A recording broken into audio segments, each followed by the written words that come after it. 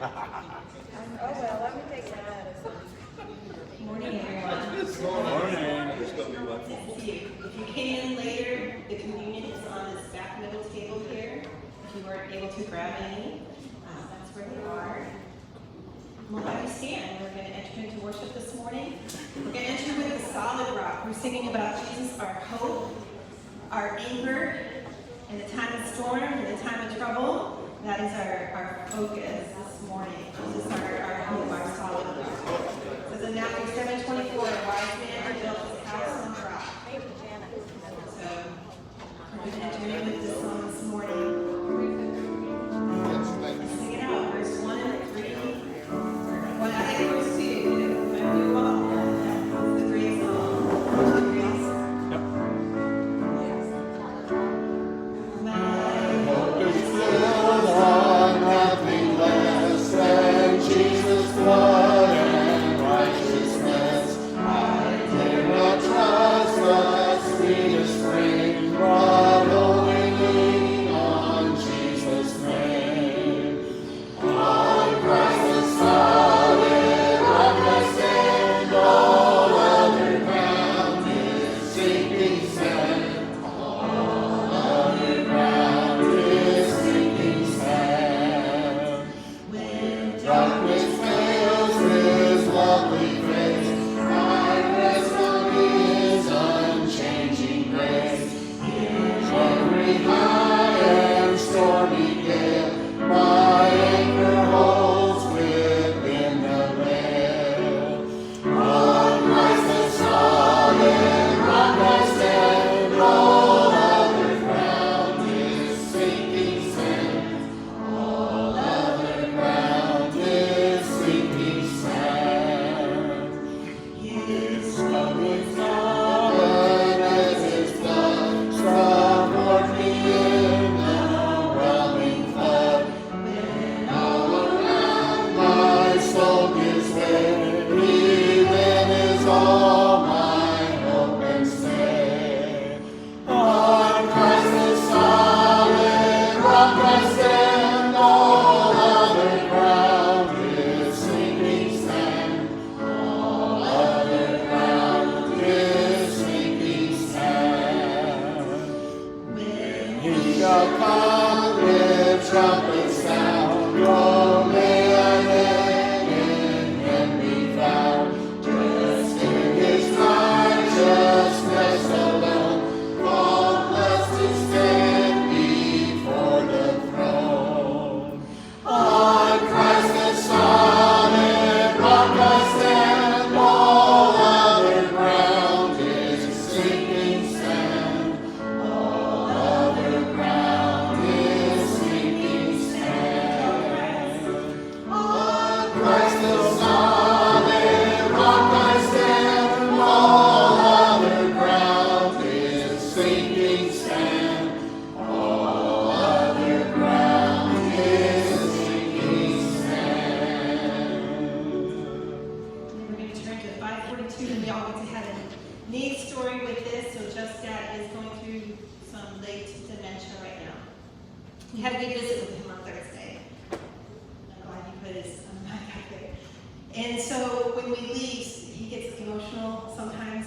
Like he was grabbing my hand when he was in the car and shaking it. He's like, this may be the last time we see each other. And I looked at him and I said, no, it's not. Because Amen. when we are a Christian, it's I'll see you later. That's right. And I'm going where you're going. I told him when he was in the front seat. And then the Holy Spirit put on my heart the song When We All Get to Heaven, because he responds to music. And I started singing to him that song, When We All Get to Heaven. And he starts singing it with me. What a day of rejoicing that will be. When we all see Jesus, we'll sing and shout the victory. And he's like, that's a good old one. And I'm like, yeah, it is. And it just took him like right out of his mood because we have hope. That's what we're talking about this morning. We're not without hope, in this life. We go from this world when you're a Christian into the next glory to glory, as they say. And this is a song of encouragement, the next one to come when we talk about heaven. That's our focus. It's Jesus. He's our hope. When we all see Jesus, that's the focus. Then we sing and shout victory.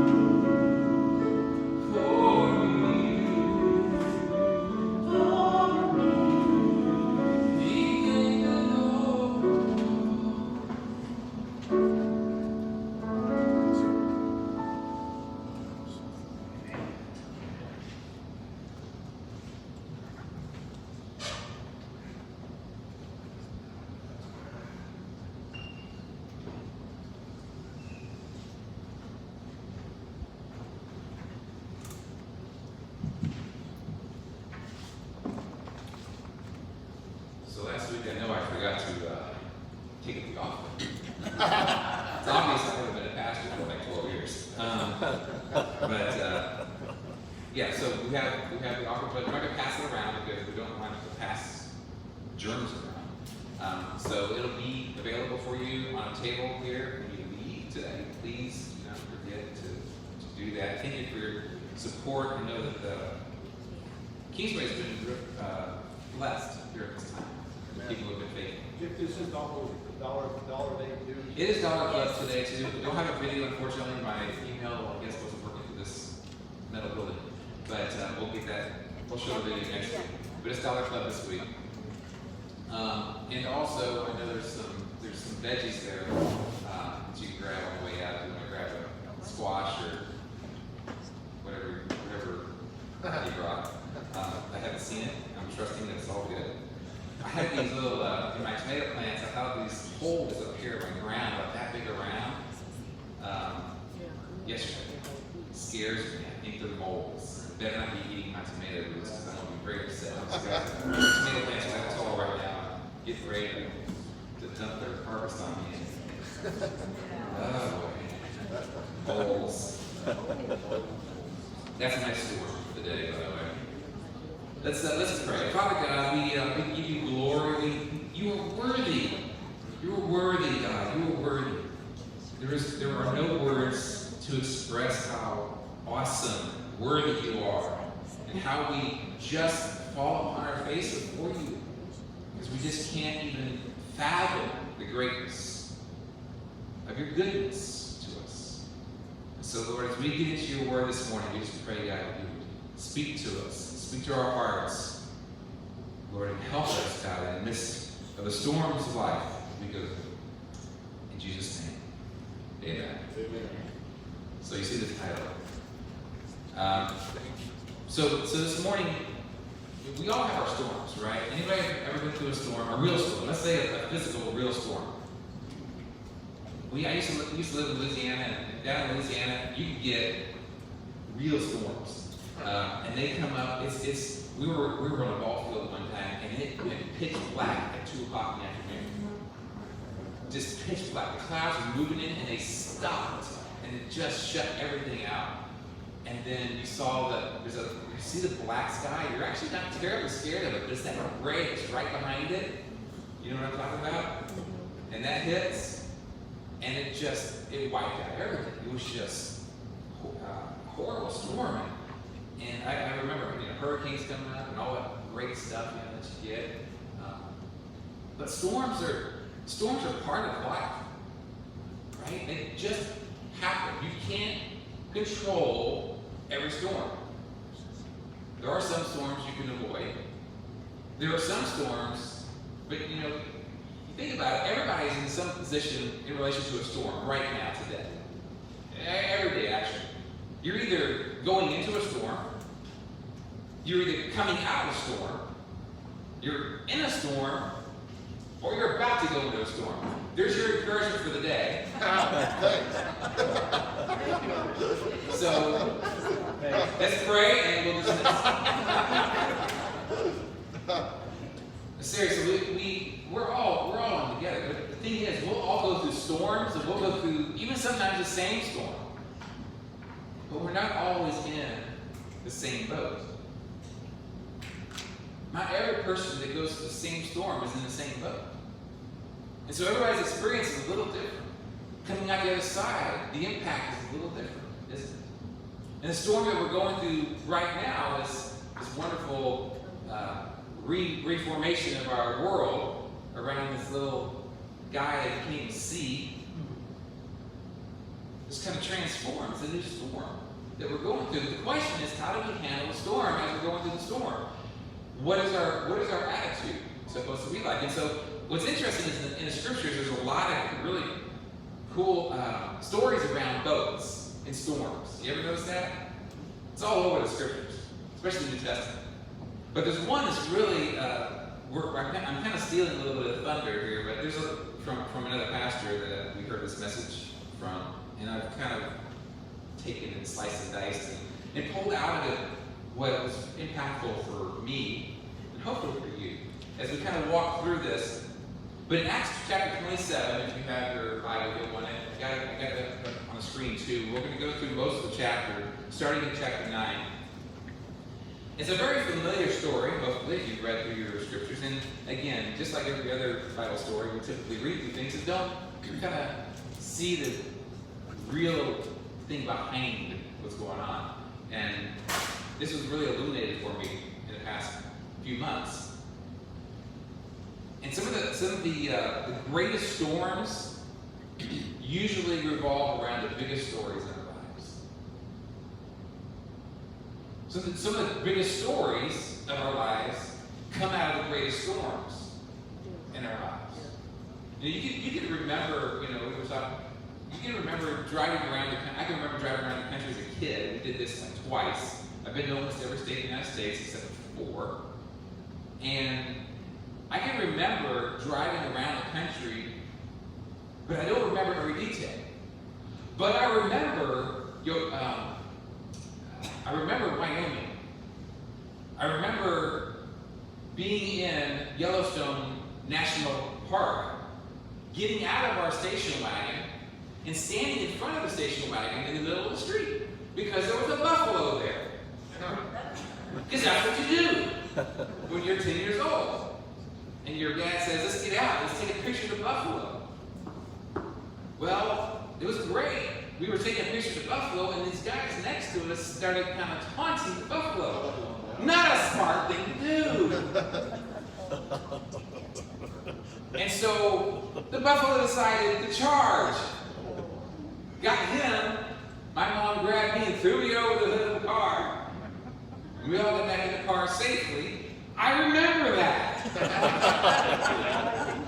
I don't remember what I had for breakfast, but I remember that because that storm, that moment, etched something in me. It also taught me a lesson. Don't play with buffaloes. So this storms have that tendency to bring about great stories in our lives. And it's easy to also say everything happens for a reason when it's not you. But when you're in the midst of your storm, saying everything happens for a reason becomes a little more difficult to say when it's personal. Because actually not everything does happen for a reason. That's a whole other sermon. Let's look at this. Acts chapter 27, verse 9 says, when a considerable time had passed, the voyage was now getting dangerous, and since even the fast, as the Day of Atonement, was over, Paul began to admonish them. And he's in the boat, they're traveling, he's on his way to Rome as a prisoner. That's his storm. And he said to them, men, I perceive that the voyage will certainly be with damage and great loss, not only of the cargo and of the ship, but also of our lives. But the centurion was more persuaded by the pilot, captain of the ship, than he was by what Paul said. Because the harbor was not suitable for wintering, the majority reached a decision to put out to sea from there. If somehow they could reach Phoenix and Harbor Creek, facing the southwest and northwest, and spend winter there. So this is kind of our first little section that I wanted to talk about. See, after they had gone a long time, there's already kind of a storm brewing. There's already a bit of a storm brewing. They'd gone a long time in this sail. They hadn't hit the hard storm, but there was a bit of a storm brewing. They didn't want to spend the winter in this particular harbor. And Paul had great advice, but bad timing. Sometimes, you ever notice people really don't care about what you've got for advice, even if they ask? You ever notice that? They'll ask you for advice, but they really don't want to hear your advice. They're looking for confirmation on what they already think. Looking for somebody maybe to admit, that what they're thinking already is the right thing to think. And when you contradict that, they're really not looking for that. They're also looking for affirmation. Not really necessarily looking for advice. A lot of people you give advice to don't really listen. And we all have kids. I rest my case. So, but why did they want to stay in this harbor? This is interesting. Because it wasn't suitable for wintering. They didn't like it. Here's the thing about this story. This story is all about staying. The storm is coming. Paul knows it. Paul sees it. Paul gives the advice. The whole story is about staying. Had they stayed in this harbor, verse 12 will be the last verse of the entire chapter. Sometimes the storm that we are going through today, the problem that we're going through today, is not as bad as a storm that we're going to make by trying to escape the storm that we're in today. We may not like the condition that we're in, but the adjustments that we make to try to get out of the condition that we're in today create a bigger storm later. You know what I mean? You ever make the adjustment? You for example, I'll give you a good one here. Maybe even some of y'all did this. I almost did this. And I hope if you did this, I'm sorry. But about March 12th, the stock market went. Did anybody notice that? 30% in like a week. And the temptation to sell, because it could have got worse, was all over the place. Everybody was selling. Obviously, when the stock market was crashing, so people were selling. So the question is, in this storm that we were going through, do you sell to try to hedge your bets, or do you stay in the storm? Some people sold at the bottom. But then that's not a good situation to be in. You don't want to sell when it's low, you want to sell when it's high. And so the storm that they made, the choices they made, actually made the storm worse. And they were financially worse off than they were had they just stood with it. You know, in the end, here's the funny thing is, this is a personal thing here, but my 401k took a 35% hit. I'm right back up to zero. I have gained no money this year, but I'm not lost 35% because it stayed in the storm. I didn't jump the ship when I was so tempted to jump out of the ship because I saw the damage that was happening to the markets. And I go, jump out. Well, because it didn't. Now, I'm not saying I'm not a financial wizard. Sometimes we just consider that I'm an idiot. But the reality is, staying in that particular storm was better for me than had I jumped ship. So many times in our lives we jump ship way too soon. The church has a little struggle, a little conflict, somebody puts pink carpet in the church building and you want it brown. So what do people do? They leave. That's a ridiculous reason to leave. But I have seen churches split, literally, over the color of carpet, or the color of a handbook, or a number of things, crazy things. And we think that those are ridiculous. We'd never do that. Just elevate it a little bit, right? A decision that's made at some level we didn't like, so we bail, rather than walk through the storm. Because oftentimes when you walk, you go away, you take the storm with you. And then it just matures in the next place. It gets worse and worse and worse. A lot of times the common denominator is a person that can't stay put. And they take the problems with them wherever they go. I remember when I pastored, I used to ask people when they came to my church, what's your background? Tell me which, and if they said something like, yeah, I've been to this church, that church, and that church, and that church, and that church, you couldn't find something that fit. That scared the tar out of me for them. Because I knew they wouldn't stay. Because they were floating in a storm. They couldn't be settled. Rather than ride the storm out and see what would happen on the other side, grow to maturity, see the change happen in them. You keep bouncing storms, you're not going to change. You stay through the storm, you'll learn something. You grow out of it. You come out stronger on the other side. I'm sorry, I'm preaching a little bit. I'll back up. So here we go. Let's move on a little bit more. He says, verse 13 here,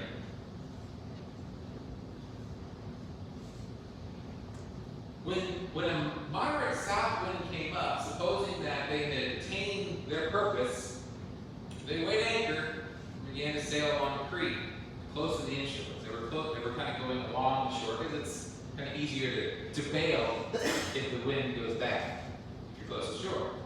But before long, they rushed down from the land. A violent wind called a nor'easter. Because it was coming down from the land, it pushed it away from shore.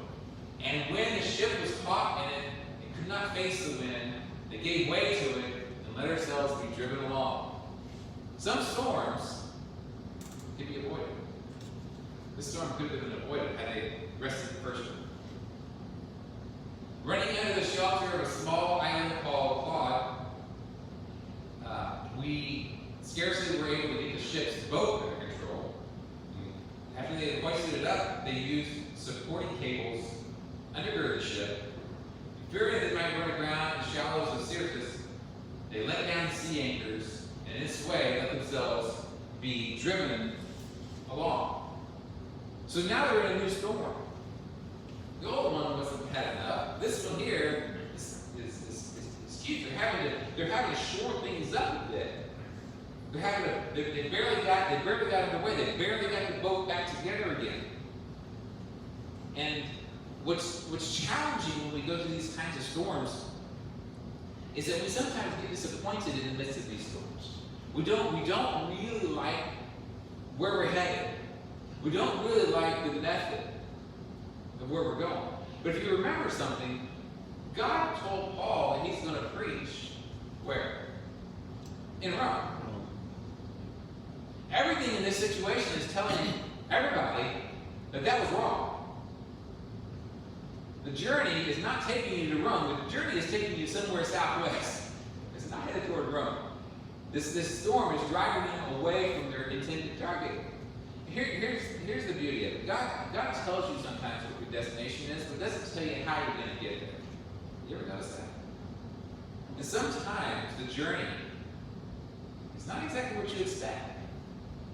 God told Paul you're going to preach in Rome. He didn't tell him you're going to go in chains as a prisoner in a boat headed the wrong way in the middle of a storm. But that was the journey he was supposed to take to get to Rome. That was his journey dealt to him. But you're going to notice in Paul, he's got this assurance that he's supposed to preach in Rome. And if you understand what hope is all about, hope is about the destination, knowing that you're going to land in this particular place, and it really doesn't matter how you get there. It's the contentment in the midst of the storm. It's that Philippians 4:13 thing. I can do all things through Christ who gives me strength. It's the preceding verses that lead up to that to tell you what he's really talking about there is I've learned the secret to being content in all things. Contentment in the midst of a storm. Can you imagine? That's almost an oxymoron. Who wants to be content in the midst of a storm? I want to get out of the storm. Give me my parka, I'm out of here. Show me the door. Sometimes the storms are exactly where we're supposed to be. Sometimes the journey through a storm is exactly where God needs us to be. For him to form in us what we need to become, or he wants us to become for the destination he's sending us to. So if we get disappointed in the journey to our appointment, it's not a good place to be in. And this is where the world is sitting right now. The world is looking at this storm that they're in with complete discontentment. Again, go to Facebook. Read the posts. Everybody's fighting everything. Anger's building up. Resentment's building up. And all of these little agitation. I keep talking about agitation because that's really what the spirit is. It's a spirit of agitation in the world because of a storm. And they're like the crew on this boat. Throwing lines into the boat, holding things up. You're scared to death. They're going to try to bail the ship in a minute. Because they're agitated. They don't have a hope and a destination. You know, the beautiful thing about the book of Revelation, which someday I'll preach, I've been here for 12 years. I've never taught on it because of what people's opinions typically are of the book of Revelation. I see the book of Revelation as this. It's a book of hope. An absolute book of hope. You go through, well, what about this? What about this? What about now? The whole book is about hope. because it tells you about the destination. My favorite chapters in Revelation are the last two. Go read them sometime. It's like, wow, that's the destination. All that other stuff is the journey. That's the storm that gets you to the destination. You're going to have to go through that storm. It's coming. Destination is gorgeous, beautiful, beyond belief. And that's the journey that we're on in our lives.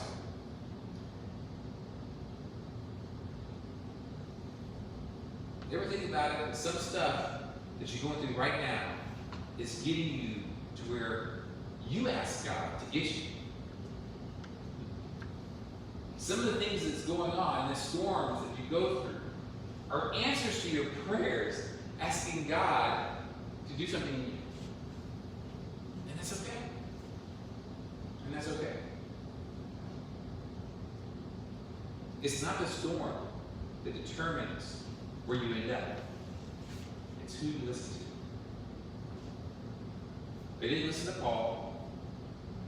The storm was driven away. They listened to themselves. They listened to Pilate. Had they listened to Paul, they'd been fine.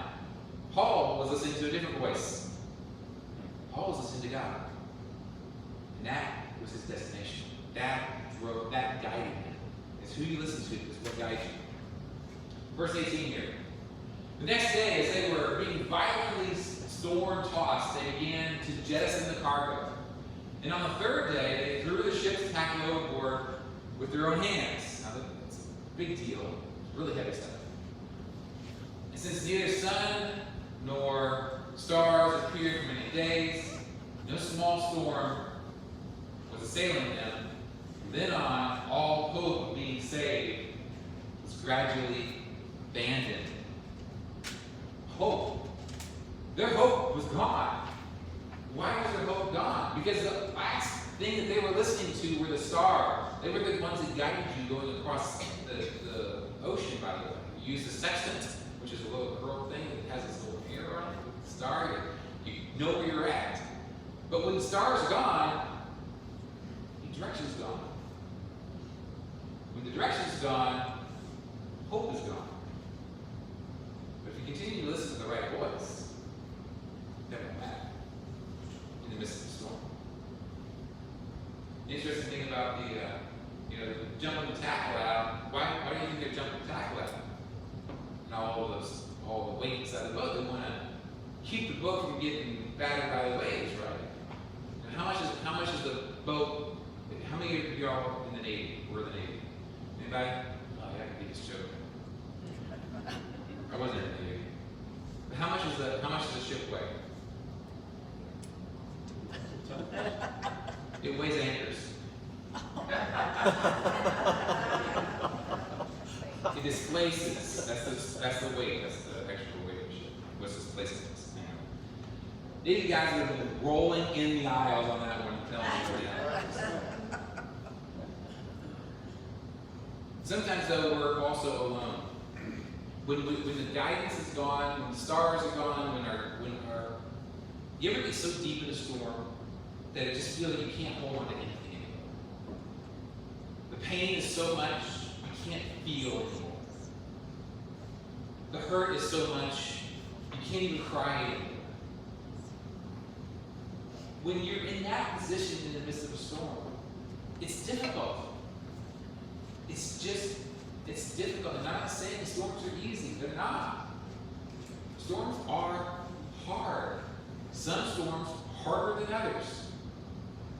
And the storm of finances is one thing. The storm of a family member that passes is another. These are storms everybody goes through. We all have gone through it. I mean, we're going through a storm right now in our family. Our life group has been through 3 storms in the past month.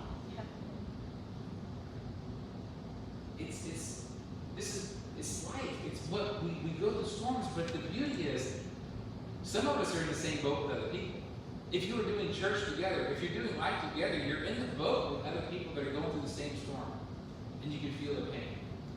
You can come alongside them. The church has this wonderful position to be able to be something. Hope, light, love to others that are going through the same storm, but their boats different. and you can come alongside. And that's why we're called to be together. This is why it's beautiful to be back together in a room. But to be honest, we've been together this whole time. Our storm was just kind of putting us in different boats. Now we're back together, kind of tight in the same boat again. All right, verse 21. It says, when they had gone a long time without food, because that's what you do during a storm. There are better weight loss programs than going through storms, but some storms are pretty good weight loss programs. Then Paul stood up in the midst and said, men, you ought to have followed my advice and not have sailed from Crete and incurred this damage and loss. Yet I now urge you to keep up your courage, for there will be no loss of life among you, but only of the ship. The one thing that you're holding on to in the midst of your storm is going to be destroyed, but you won't be. That's what he's saying. That's hard to believe. How's that going to happen? And we still survive. It's the only thing left in my life. For this very night, an angel of God, to whom I belong, whom I serve, stood before me, saying, do not be afraid, Paul. You must stand before Caesar. Again, reaffirming the destination. And behold, God has granted you, I think one person says graciously granted you, I love that one, all of those who are sailing with you. Here's the beauty of being a blessed person of God. When God pours his blessing upon you, it oftentimes overflows to those around you. You ever notice that? Go through your life. Look at the things where you have blessed others just because you were blessed by God. Therefore, keep up your courage, men, for I believe that God will turn it out exactly as I have been told. But we must run aground on a certain night. So the storm is not over, and it's going to get worse before it gets better. That's what he's saying. It's going to get worse before it gets better. But you'll be fine. Don't you hate when the storm gets worse or it gets better? You're going, it couldn't get any worse than this. This whole COVID thing, we'd hope it'd be over this month. It could come back with a flare. They could shut down everything. They could shut down everything all over again. The world could go in a complete topsy-turvy. Are you ready for that? Let me ask you this question. To your spiritual condition, does it matter if you know where you're going? So here, we are, as Paul was in the midst of his ship. Yeah, it may go upside down. We may crash on some place. But don't worry. Don't fret. Do not let worry be the thing you're listening to. Do not let agitation be the thing that you're listening to. Don't read the posts of your friends that are all over the politics of it. It's just going to make you mad. I'm serious. Don't buy into it. Just buy in to God. Buy into the hope that he provides. In the midst, there have been Christians that have gone through a lot worse storms than any of us in this room could ever imagine and go through. And yet, they did not come out on the other side bitter, or unforgiving, or angry, or jealous. They came out on the other side with a greater love. How is that? What's the difference? They were really focused on the destination. They were really focused on the destination.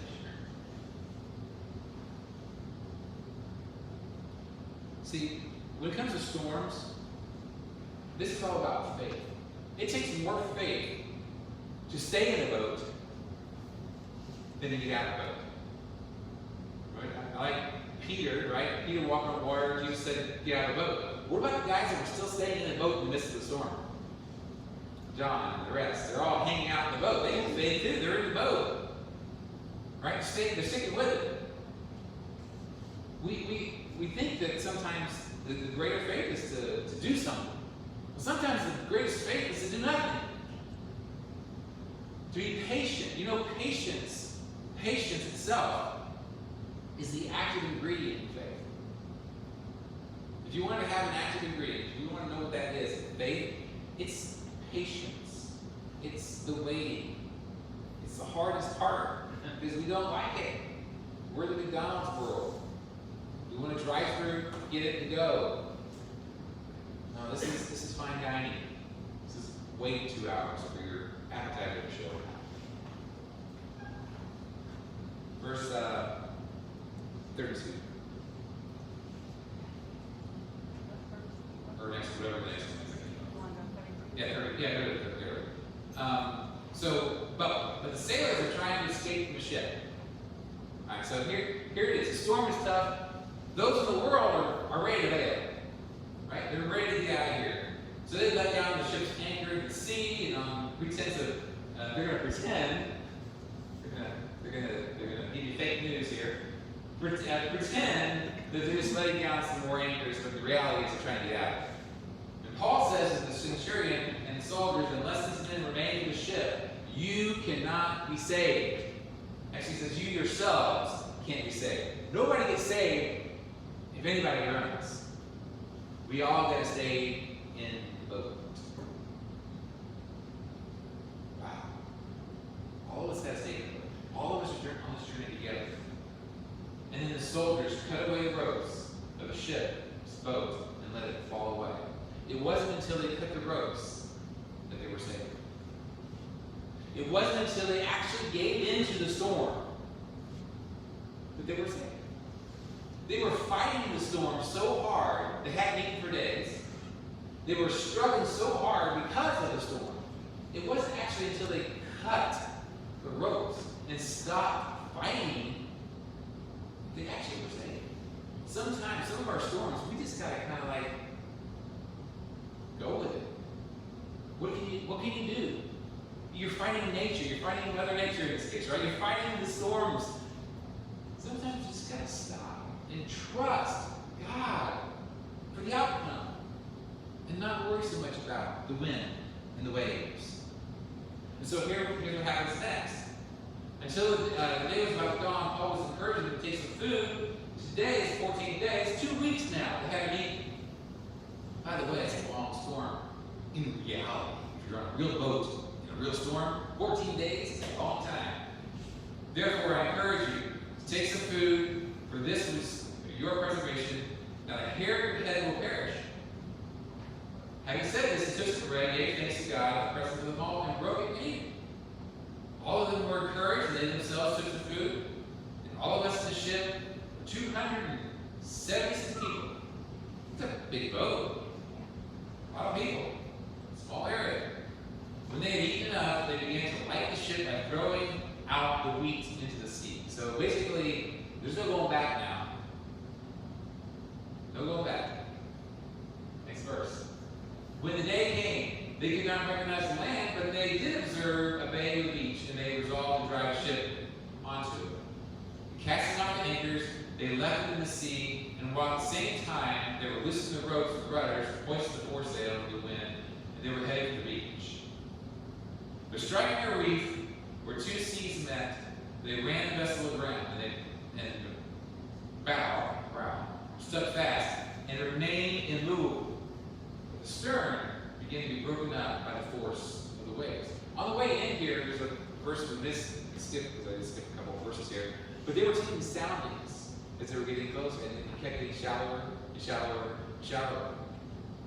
So the storm was really, when the crash was getting real, when the end was coming up on them, it was feeling real. They could feel the pain coming because it was getting louder and louder and louder. When you ever get this in a storm, you hear that thunder off in the distance? Yeah, you're not worried about it until the lightning bolt crashes in your backyard. Then all of a sudden it's real. And here we are, and this is interesting too, because now they're entering a time of breaking. Because they're stuck now. They can't go anywhere. The boat is stuck in the sand, and the waves are beating against it, and it begins to break up. Next verse, verse 42 says, the soldiers' plan was to kill the prisoners so that none of them would swim away and escape. But the centurion wanted to save Paul, and he kept him from their attention and commanded those who could swim to jump overboard first to get to the land. And the rest should follow on some planks so it happened that they all were brought safely to land. They all made it to land on the ship. But the ship did not look like it did a few minutes ago. They all made it on parts of the ship. We're in the same boat, but the boat just looks different. It's the same boat that they were in when it was fine. It's just in pieces now, but they're making it to the end. It doesn't really matter how that looks. We're in the same church that we were in January. It just looks different. We are the same church. We're in the same buildings, but everything just kind of looks a little different. It doesn't really matter. Does it? Does it? Because we're making it to the shore. We're all making it to the end. The journey that we took, yeah, some of us, our boats are breaking up. Some of us, our boats are falling apart. But there is a beach. We're going to all be on the beach together at the same time, having the same party before the same God. That's the destination. And yes, our journey through a storm is tough. It's difficult. But we are all in this storm together, even though we may not be in the same boats. So it's very important for us to keep that in mind. Very important. We are still the church. It just may look a little bit. And that's okay. Let's bow our heads. Father God, we're all in, we know this storm is going on. We don't have to rehash the storm. We feel it. Every one of us. We're wearing masks in this room because of the storm. Because of some variation of that storm. And each one of us have a different reason, maybe for wearing a mask. Some of us to protect ourselves, which makes sense. Some of us to protect others, which makes sense. But we're not always in the same boat. And I know, Lord, that each of us are going to go through a different experience in this storm. We're not all in the same boat. Some of us have spent the last 3 or 4 months in the same house by ourselves with very little contact. And that's been difficult. Their boat, they felt like they've been in a little rowboat all by themselves in the midst of a storm. Some, not so much. So Father, I pray, God, that in the midst of the storms that we're going through, the storms of life, not just the COVID thing, but other storms that have happened in the midst of the storm, a storm inside the storm. Inside of the storm. And we just couldn't, some storms you just can't stop. Father, I just ask that the hope, the light of the beach, the time that we're going to stand together on the other side of the storm, the time that we will be there, but even if we're walking alone on the beach, that we see a single set of footprints, as the old picture shows, but we know that you're carrying us, even though we can't sometimes feel your arms around us, we can't hear your voice in our ears because of the noise of the storm. We know that you're there, God. I just pray that you would pour out your hope and your peace upon everyone here. In the name of Jesus. In the name of Jesus. If you're experiencing a storm that you want prayer over, I'm going to be on my mask. We're going to pray over. I'm having music. We're playing music. We're just going to pray. Pray together. Maybe get in a group. I'm going to say I have to touch, do a 6-foot prayer if you want to. But let's pray together over the storms to show people we're in this together. We're walking through this together. We're in the midst of this storm together. And our love is what binds us together. The love that we have in Jesus Christ. So let's just take a minute. Stand if you would.